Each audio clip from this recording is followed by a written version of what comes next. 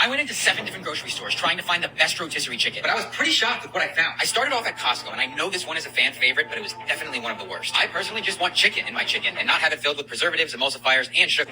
Why is it always these guys that have no idea what they're talking about, no relevant credentials or experience, that are always so confident in the misinformation that they're spreading?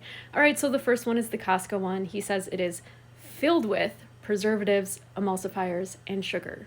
Interesting, because no preservatives is literally right on the package.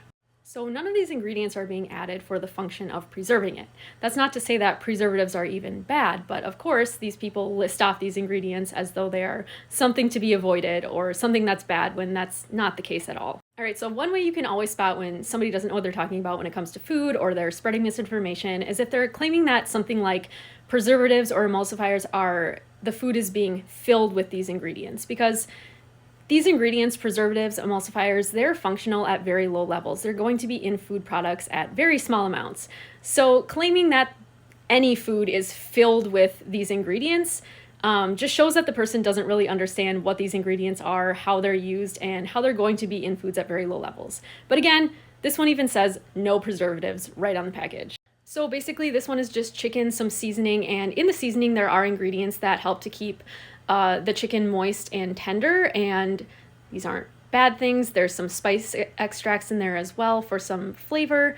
There's really nothing in here that is unsafe or is a reason to avoid. He also says that it's filled with sugar, which I'll get to in a second. And wait, what is this? Just chicken? And even this flavored one uses real seasonings with just a little bit. All right, so remember how he said the Costco one is filled with sugar, and then the Wegmans one he said has just a little bit of sugar. So the Wegmans one has 0 grams of sugar per serving, but so does the Costco one. So the fact that he's saying the Costco one is filled with sugar when it has 0 grams of sugar per serving, just like the Wegmans one, which he says has a little bit of sugar, obviously that doesn't make any sense, and he's just being biased towards, claiming that the Costco one is bad, when in reality it's not filled with sugar, and it has a tiny amount just like the Wegmans one.